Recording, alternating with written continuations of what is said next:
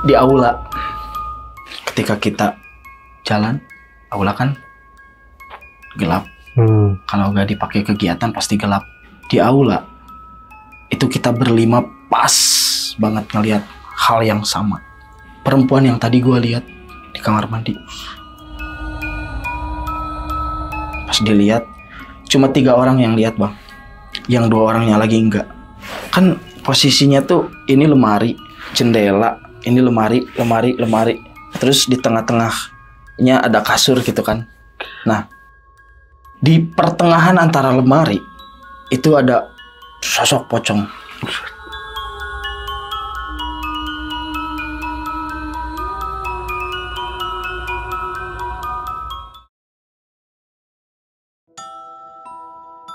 Assalamualaikum warahmatullahi wabarakatuh. Balik lagi di channel Kisah Tengah Malam bareng gue Viko Fugara.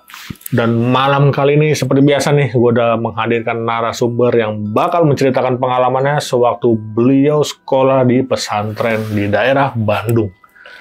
Langsung aja nih kenalan sama narasumbernya. Di sebelah gue ada Bang Dir. Selamat malam Bang Dir. Oke, selamat malam. Gimana kabarnya nih Bang Dir? Alhamdulillah baik. Alhamdulillah. Oke Bang Dir, ini lu kan bakal menceritakan pengalaman waktu di pesantren nih Bang Dir. Oke. Itu tahun berapa Bang Dir? Itu kisaran tahun 2018. 2018? Ya, 2018. Berapa lama di sana? Di sana 3 tahun. 3 tahunan. Oke. Nah ini kan pesantren nih Bang ya. Nah itu setara SMP apa SMA waktu di sana? SMP. SMP? Itu setara SMP 3 tahun. Berarti 3 tahun ya. Ya. Oke. Nah ini kan lu di Bandung ya Bang ya. Nah, kalau boleh tahu nih Bandung sebelah mananya nih Bang? Di spill dikit aja. Bandung kabupatennya lah. Oke. Kabupaten Bandung. Kabupatennya nih Bang ya. Oke. Berarti di sana 3 tahun ya. Lu pindah apa emang pas udah lulus berarti nih ya? Udah lulus pindah atau emang nggak lanjut di situ apa gimana? Oh enggak, gua langsung pindah ke Bandung Kota. Dari Bandung Kabupaten pindah ke Bandung Kota. Tapi nggak lanjut pesantren lagi atau sekolah biasa? Enggak, lanjut sekolah biasa. Nah ini kan di pesantren lu bisa dibilang serem lah Bang ya.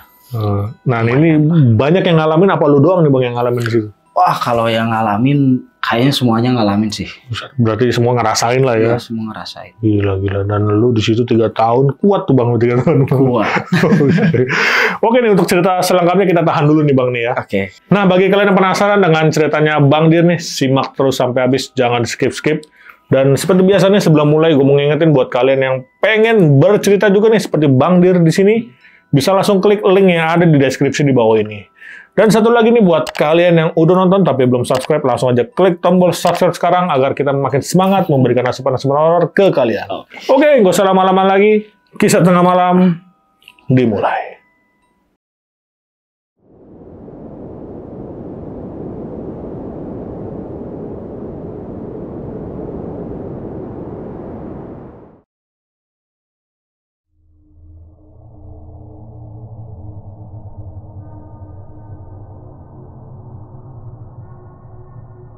Awalnya sih waktu itu pertama kali lulus SD, gue disuruh sama orang tua buat masuk ke pesantren karena nyari basic agama lah biasa kan.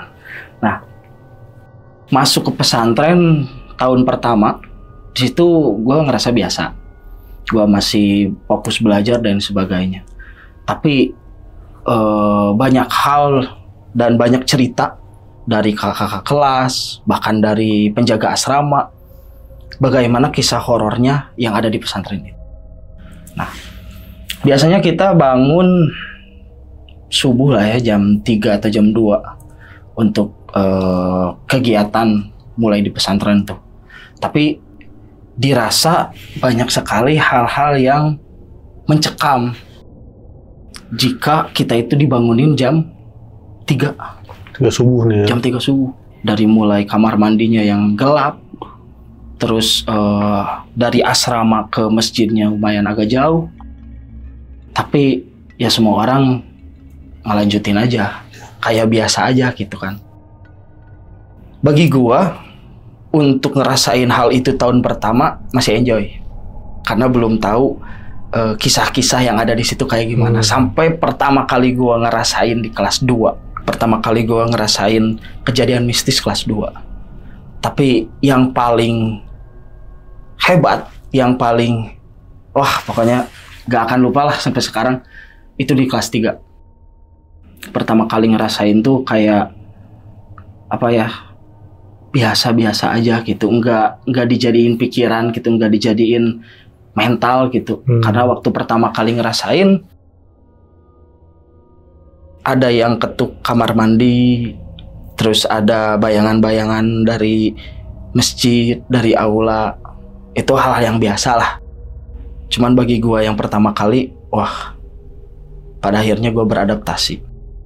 Tapi kejadiannya waktu itu kita tuh kan bangun jam 3, langsung sholat ke masjid, terus kita juga langsung berkegiatan di asrama.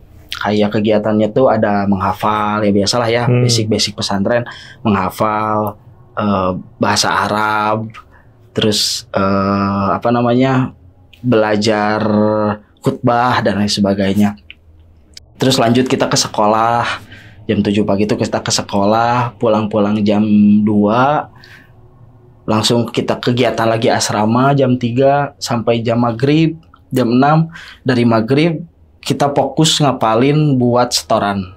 Biasanya per minggu kita harus ada setoran gitu lah. Ada target lah ya. Ya harus ada target. Tapi dari sekian banyak kegiatan selalu ada selingan-selingan kejadian.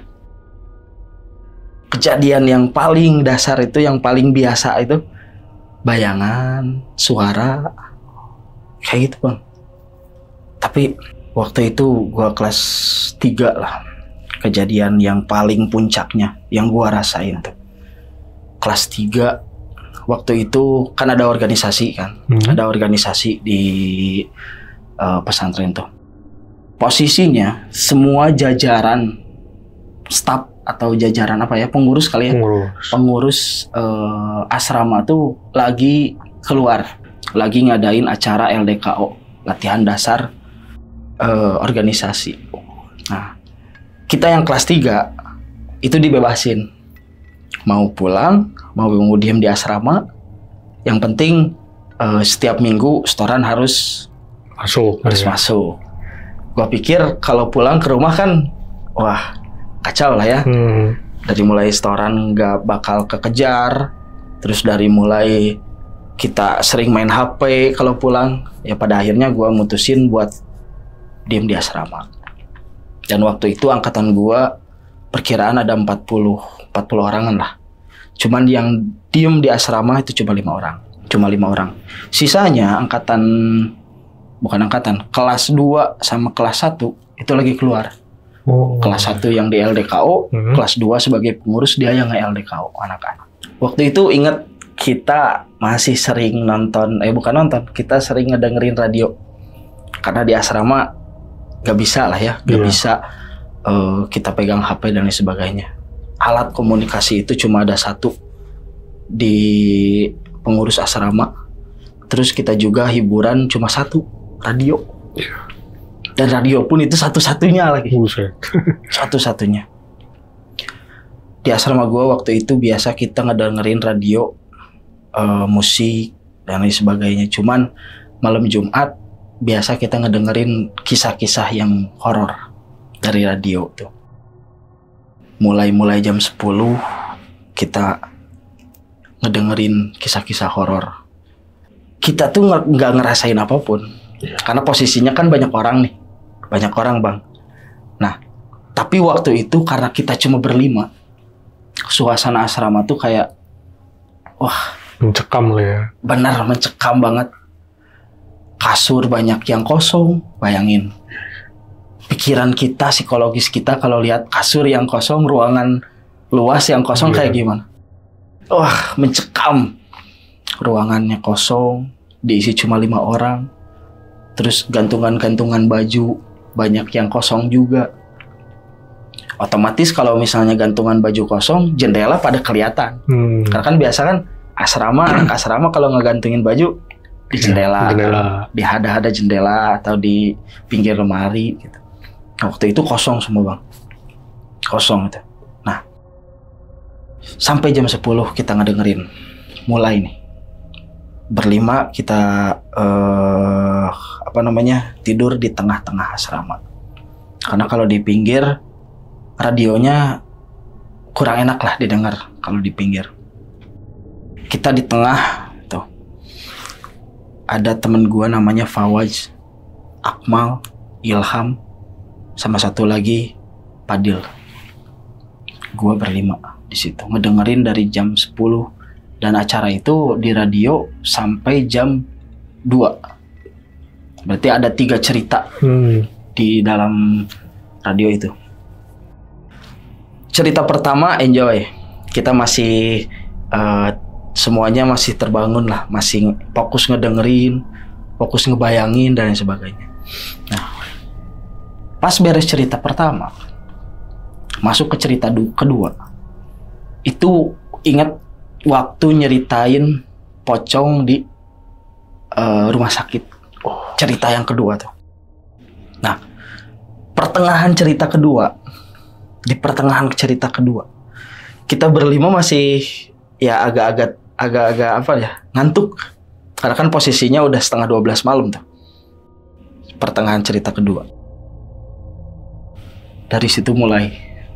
Dari radio mulai melemah. Ya kita pikir radio mulai melemah suaranya karena habis baterai dan lain sebagainya.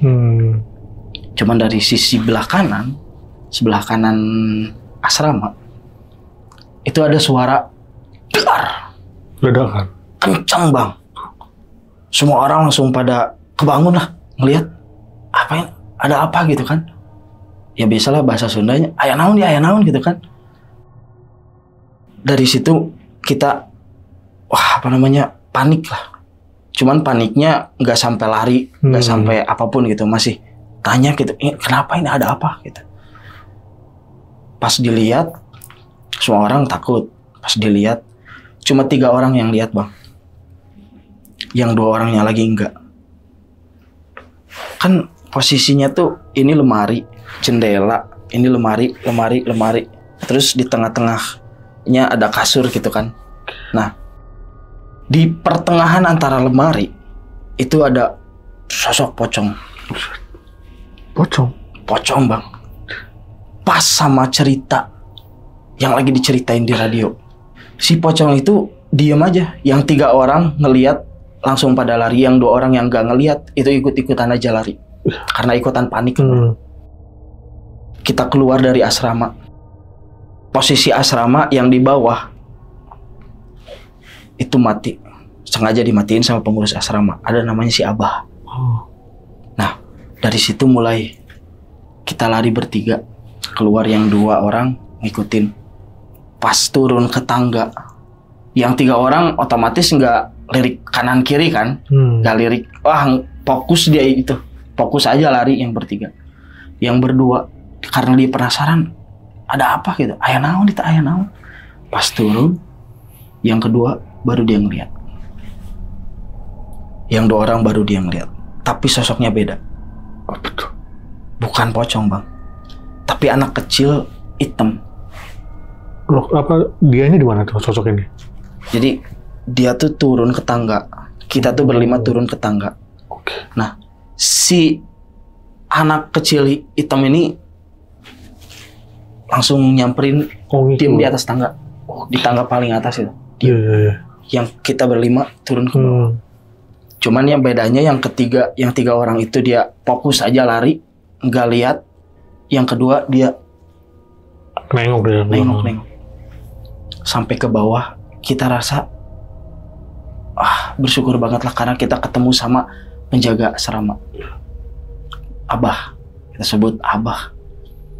Cuman pas kita ketemu sama Abah itu, si Abah tuh lagi bahasa Sunda nama milihan baju. Buat dijemur.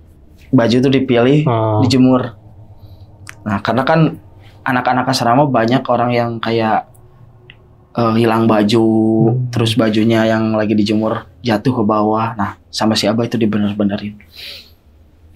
Nah, kita ketemu sama Abah, kita ngobrol, "Bah, yuk. Bah di atas ada kejadian anu. Kata abah udah ke masjid aja.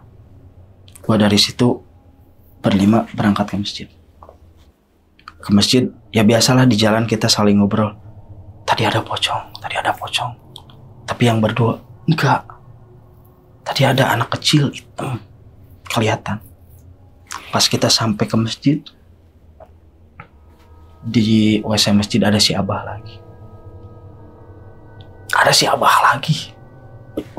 Gua berlima kan langsung kaget dong. Hah, kok ada si abah? Nah dari situ si abah manggil. Karena naon kadieu. Bahasa Indonesia apa ya? Lagi pada ngapain kesini? Gua yang berlima nyamperin. Bukannya tadi abah di sana? Enggak, abah ada di sini. Dari tadi di sini kok. Kan secara logika si abah tadi di sana. Terus ke sini. Kalau misalnya yang di sini emang si abah. Mau apa? Abah tengah-tengah malam di WC masjid. Lebih logik ketika si abah ada di bawah sono. Iya, di sana. Iya benar. Nah dari situ mulai kita naik ke masjid. Udah kita tidur di situ. Nah pas pagi-paginya jam berapa ya? Pokoknya kita berlima tuh telat sholat subuh lah intinya. Telat sholat subuh, gak ada yang ke masjid sama sekali. Nah kita bangun, kita langsung sholat. Beres sholat kita ke bawah, kita langsung ke gerbang depan. Kita ketemu sama abah. Kita mau mastiin ini abah yang bener yang mana. Iya benar. Nah, kita samperin abah ke sana. Biasa sarapan dan lain sebagainya sambil ngobrol. Kita nanyain, "Bah, tadi malam abah di mana?" Si abah bilang, "Kan tadi malam kita ketemu pas abah lagi ituin jemuran." Berarti si abah yang pertama itu beneran. Iya. Yang nyuruh kita ke masjid. Tapi si abah yang kedua gak tahu siapa. Yang manggil lagi ngapain kesini. Dari situ mulai kita cerita ke si abah, "Bah, gini tadi kejadian malam kayak gini." Kata si abah, "Nanti malam jangan ada yang tidur di asrama lagi. Wayahna apa ya? Wayahna bahasa Indonesianya. Ya tanggung resiko jangan dulu. Tanggung resiko jangan dulu tidur di asrama lah. Mending tidur di masjid dulu aja nanti malam." Karena kata si abah, biasanya kalau udah diganggu sekali, terus posisinya masih sama. Maksud posisi masih sama tuh kondisi asramanya masih berlima gitu. Kemarin masih berlima, sekarang masih berlima. Udah mending tidur di masjid lagi aja. Di masjid gak akan ada yang ganggu. Pas siang ya kita biasalah enjoy. Kita ke asrama, beres-beres dan lain sebagainya. Kita ada yang beres-beres asrama, ada yang cuci baju, terus ada yang ngapalin. Kita berlima fokus ke aktivitas masing-masing lah, intinya gitu. Nah, ada si Padil. Dia satu orang yang emang nyuci baju. Yang lainnya ada yang ngapalin, gua beresin asrama gitu bekas tadi malam tidur. Nah, pas jam 6, bukan jam 6 sih, jam 4 lah, jam 4. Pas jam 4, Padil mau ngangkat jemuran. Si Padil mau ngangkat jemuran. Ya biasalah ngangkat jemuran. Cuman di kamar mandi atas itu pintu tuh nutup sendiri. Si Padil belum cerita dong. Si Padil masih ngerasa ada apa ini? Ada apa gitu. Nutup pintu. Si Padil langsung ke asrama. Pas di asrama baru dia nyerita. Tadi ada yang nutup kamar mandi. Jam 4 bang. Jam 4 sore. Suasana asrama langsung mencekam lagi bang itu. Pas si Padil bilang. Dari situ mulai ada kejadian lagi. Berturut-turut 2 hari bang gue ngaji. Nah, pas kita udah ngumpul nih di asrama. Si Padil nyerita kayak gitu. Kita turun ke bawah, kita langsung ke masjid. Tapi pas di masjid ada yang ketinggalan. Alat-alat sholat kita ketinggalan. Waduh.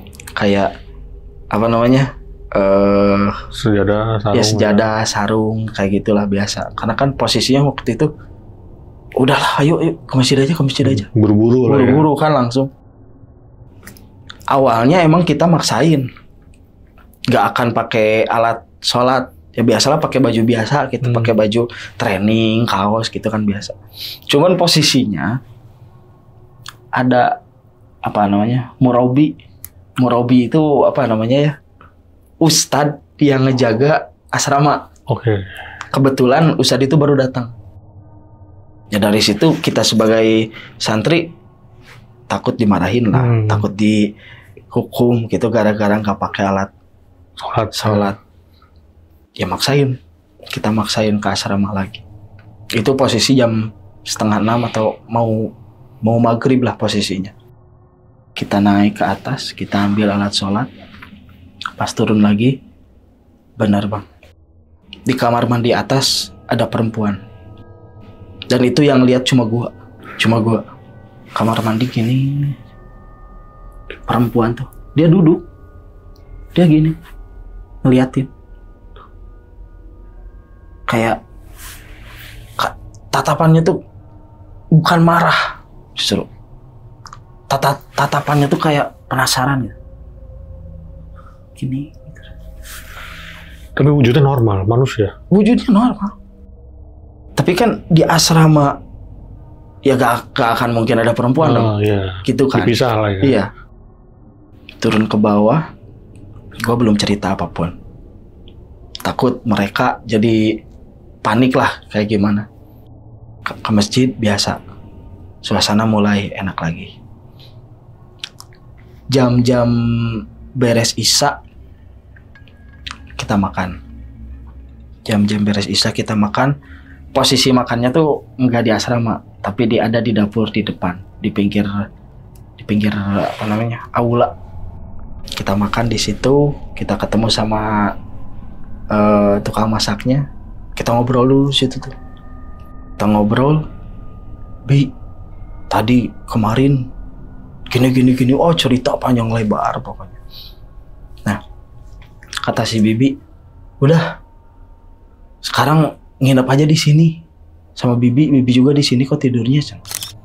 Ya nolak, kita semua nolak, gak mau, mending di masjid aja gitu. Ya sekitar jam 9, jam 10 lah. Kita dari dapur, kita menuju ke masjid lagi. Di aula, ketika kita jalan, aula kan gelap. Kalau gak dipakai kegiatan pasti gelap. Di aula itu kita berlima pas banget ngelihat hal yang sama. Perempuan yang tadi gue lihat di kamar mandi pindah ke aula dia. Pindah ke aula. Cuman posisinya dia gak duduk, dia berdiri. Dia berdiri deket podium. Dari situ kita berlima diam, langsung apa ya, speechless gitu. Serius, kejadian lagi gitu. Secara tidak langsung kita berlima tuh kaget, bingung, terus takut.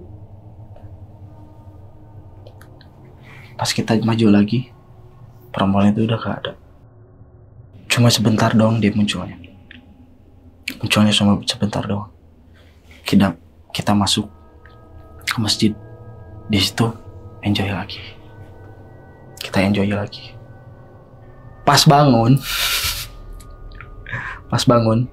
yang 2 orang gak ada, Bang. Berarti pada tidur di masjid ini ya? Kita berlima tidur di masjid, kita bangun, 2 orang udah gak ada. Akmal sama Padil gak ada. Kita bangun biasa, jam-jam 4, jam-jam 3.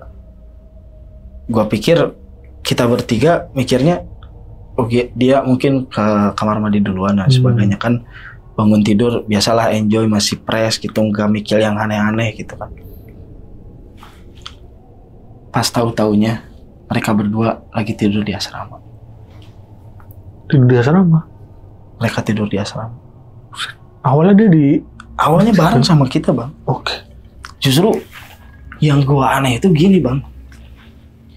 Pas kita bertiga bangun nih, nggak lama, perkiraan 15 atau 20 menit, mereka lari. Oh. Mereka ngos-ngosan. Kayak dia juga kaget kenapa bisa ada di asrama. Wah, dari situ mulai sampai kita nggak adan, kita lupa sama adan waktu itu. Tapi kita sholat. Kita fokus cerita. Kita fokus kayak, anjir, kok bisa ya kayak gitu? Mereka berdua dipindahin, Bang, ke sana ke asrama. Dan posisinya mereka berdua juga beda-beda. Yang satu di asrama bawah, yang satu lagi di asrama atas. Dipisahin gitu ya? Dipisahin, Bang. Di situ gua ngedenger cerita dari dia. Pas si Akmal yang di bawah. Akmal bangun. Dia bangun, dia kaget kenapa di asrama. Dia keluar, pintu asrama yang di bawah otomatis dikunci. Karena semua pengurus asrama bawah, Iya. semuanya LDK. Bener-bener. Kelas 1, kelas 2 tuh. Dia gedor-gedor. Sampai pada akhirnya si Fadil yang di atas tuh ke bawah. Dia ke bawah, dia congkel. Jendela tuh dicongkel. Dia keluar dari jendela, langsung fokus aja dari situ. Gak ketemu sama Ustadz Murabi, gak ketemu sama si Abah. Sepi ya? Sepi. Dia lari ngos-ngosan tuh, langsung ke masjid cerita. Nah, pagi-paginya anak-anak yang lagi di LDKO mereka datang. Mulai di situ gak ada lagi kejadian sampai kita lulus tuh. Itu kejadian terakhir yang emang paling bener. 2 hari tuh gua kayak di asrama berlima, kegiatan pun gitu-gitu aja. Tapi bener Kacau sih. Tuh berarti si 2 teman lo itu dipindahin nih ya tidurnya. Tapi si yang 2 dipindahin itu ngerasa nggak sih, Bang, pas lagi tidur kok gue entah kerasanya diangkat atau gimana? Enggak, Bang. Mereka nggak ngerasa? Gak ngerasa. Tahu-tahu udah Melek udah di sono aja gitu. Melek udah di sana aja. Gak ada yang nyadar mereka tidur di. Kalau mereka nyadar kan asrama bawah dikunci, Bang. Bener. Nah iya, itu yang tidur di bawah dikunci berarti kan? Dikunci. Kok bisa masuk? Gitu, Bang. Kacau juga, gile. Nah kalau yang di atas itu si siapa aja yang di atas? Si Fadil. Dia emang nggak dikunci kan karena di atas ya? Karena kan kita berlima, yang kelas 3 itu di atas. Oke. Di atas semua. Oke sih. Parah. Berarti yang baru kejadian benar-benar sampai dipindahin begitu baru itu tuh, Bang. Baru itu. Gila sih. Tapi lu pernah tahu nggak sih, Bang? Maksudnya pernah ada cerita juga nggak dari santri-santri sebelumnya dulu pernah ada juga nih yang dipindahin begini apa gimana? Kalau dipindahin nggak pernah dengar. Tapi kalau santri-santri yang lain biasanya mereka tuh kayak kejadian bayangan yang kayak si Abah, terus kejadian kelas, terus kejadian aula. Apa tuh kejadian kelas maksudnya? Karena kan di ruang lingkup asrama ada kelas buat kita ngapalin, kelas buat kita belajar khutbah dan lain sebagainya. Tadi kelas biasanya suka ada, Bang. Apa tuh kejadian apa tuh? Kejadian di kelas tuh biasanya suara, terus yang pindah-pindahin kursi. Set. Gitu, Bang. Berarti lebih banyak eksis juga ya kalau suara-suara gitu ya? Eksis banget di sana. Terkenal sama rekaman suara. Rekaman suara maksudnya? Jadi santri-santri taunya kalau ada suara-suara kayak gitu, wah itu mah rekaman suara gitu. Oh, dibilangnya rekaman suara. Rekaman suara dibilangnya. Tapi itu maksudnya suara apa sih, Bang? Suara cewek atau? Biasanya kayak suara gedor pintu, dor, ngik. Terus kursi digeser. Oke, gitu. Lebih ke dominan suara-suara benda berarti suara ya? Benda. Nah, gue penasaran, Bang, untuk yang sosok wanita nih yang lu lihat, yang pertama kan di kamar mandi nih. Iya. Terus kedua di aula ya, Bang? Iya. Dan itu sosoknya sama? Sama, Bang. Oke. Sama. Pernah ada cerita apa nih, Bang? Maksudnya abang pernah nanya nggak ke entah ke pemimpin itu santri atau ini saya ngeliat sosok ini loh. Nah, dulu bekas apa nih sosok wanita ini? Apakah pernah meninggal di situ atau gimana? Gini, jadi dulunya tuh pesantren ini, dulunya itu tempat pembuangan. Pembuangan apa nih? Tempat pembuangan. Karena kan posisi si pesantrennya itu dia jauh dari mana-mana. Iya. Kesini sawah, jauh dari mana-mana. Jauh dari pemukiman lah ya. Cuman untuk saat ini ya pemukiman udah banyak. Cuman dulunya kayak gitu. Dan itu satu-satu akses, satu-satu jalan yang ada di situ. Oke. Jadi jalan penghubung antara desa ini ke desa ini tuh ini jalan ini. Nah, waktu dulu si pesantren ini apa namanya ya? Atau disebut sama begal. Jadi nama sebutan desanya itu begal. Oh, oke. Bukan karena sering ada yang ngebegal, bukan. Nah, itu kenapa? Tapi gara-gara pembuangan yang dibegal. Oh. Jadi dibegalnya bukan di situ, Bukan di situ. Cuman dibuang di situ. Tapi banyak korban yang sering dibuang situ. Kejadiannya biasanya terakhir kejadian yang dibegal itu tahun 2005. Itu terakhir. Sampai pada akhirnya si pihak pesantren mulai kayak apa namanya? Bukan menutup akses atau ya kayak mulai merancang supaya nggak ada pembuangan lagi. Diperketat. Karena kan di pesantren kita tuh ada kayak gini deh bang. Ini pos depan, ini dapur. Tadi sini tuh ada aliran sungai. Ada aliran sungai. Tadi di sini baru aula, masjid, asrama. Batasannya itu doang ya. Nah di sungai itu dibuangnya tuh. Oh di sungainya. Sungai itu. Nah berarti yang terakhir yang kejadian dibuang itu cewek apa cowok? Jenazahnya? Kurang tahu tuh. Kalau ya? Itu kurang tahu. Maksudnya apakah ada hubungannya sama sosok wanita ini atau gimana? Kalau sosok wanita itu gue baru lihat sih. Tapi kalau misalnya deskripsi wanita yang santri-santri lain bilang kayaknya beda-beda. Beda-beda versi yang ya, mereka lihat. Beda versi biasa. Gokil sih. Berarti mereka santri lain juga pernah sempat ada yang lihat sosok wanita ya? Banyak. Gokil. Kejadian kayak pocong, terus wanita, terus yang muka datar. Nah itu yang muka datar siapa yang lihat? Yang muka datar gue belum lihat, cuma dengar cerita orang-orang. Nah itu muka datar biasanya. Pas lagi diceritain itu si muka datar ini nongolnya di mana nih? Nah, yang paling suka dia nongol itu di pinggir kamar mandi, di jemuran. Kayak misalnya nih, pernah waktu itu si Abah nyerita, dia biasa lagi ngebenerin jemuran, ada muka datar tuh di sosok, di pojok. Iya. Biasa tuh, udah kayak biasa aja gitu. Gak kaget gitu. Gak kaget. Berarti sesering itu dia nampakin. Iya. Gila, muka rata berarti. Muka datar. Muka datar biasa. Nah kalau untuk si sosok pocong ini yang di jendela tadi bang yang lo lihat itu emang pertama kali ada sosok pocong atau emang sebelumnya emang udah sering? Sebelumnya sering. Yang kalau pocong seringnya di asrama sama di lorong. Oke, yang di lorong berarti ada yang pernah lihat tuh siapa tuh? Pernah si Akmal. Akmal pernah lihat. Dia pernah cerita. Waktu itu acara pemilihan ketua OSIS. Dia mau ngedekor kelas, dia mau ngedekor aula. Ya biasa, dia lagi angkat-angkat. Nah, posisinya anak-anak mau bercanda. Dia bikin pocong-pocongan tuh. Nah, mau ngagetin si Akmal. Oke. Nah, pas si Akmal jalan di lorong, nah anak-anak tuh udah kayak mau ngagetin nih, gitu dah.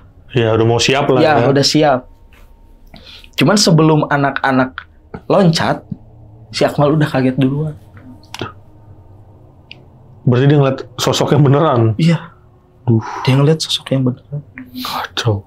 Nah, pas anak-anak mau loncat, ya kita gak jadi loncat karena bingung Akmal kenapa. Udah takut duluan. Kita lihat Akmal lari ke asrama.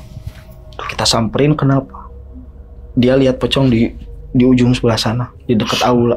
Dari lorong kan lurus ke aula nih, dia ngelihat. Kacau. Berarti si sosok pocong ini ya kalau bisa aneh rangkum nih, dia setiap ada yang entah cerita pocong atau ada yang main-main mau ngagetin tentang pocong, dia kayaknya udah nampakin Pasti gitu. langsung. Karena kan yang awalnya yang abang lihat ini pas lagi dengerin radio tentang cerita si pocong. Dan dia wujud di situ. Dan yang kedua tadi si Akmal ya, yang temennya barang niatnya mau ngerjain, tapi udah muncul duluan. Nah itu kayak mungkin dia merasa dipanggil. Iya benar. Itu kacau juga kalau bercanda-bercanda tentang pocong-pocongan itu malah diwujudin. Anak-anak kayak enjoy gitu, bawaannya kayak enak gitu. Iya karena mungkin lagi rame-rame aja. Kalau ditinggalin kayak kemarin kan kayak abang berlima gitu baru. Gila sih.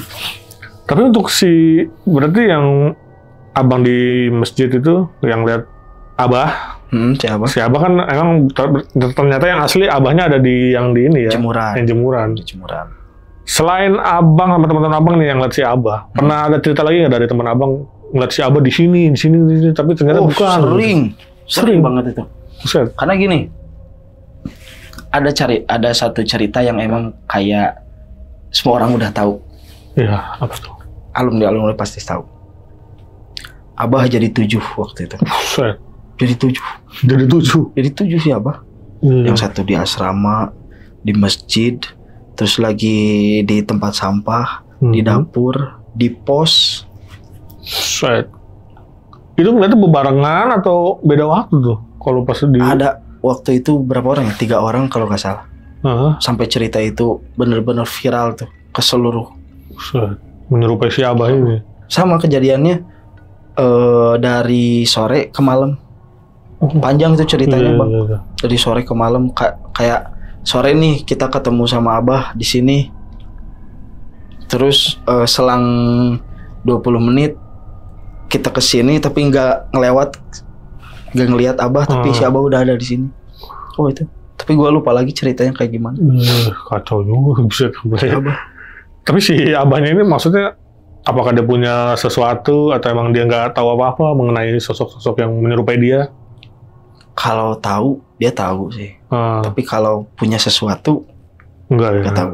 Oh kitanya yang nggak tahu gitu. Tahu. Oh, karena kok bisa gitu? Maksudnya menyerupai dia ya.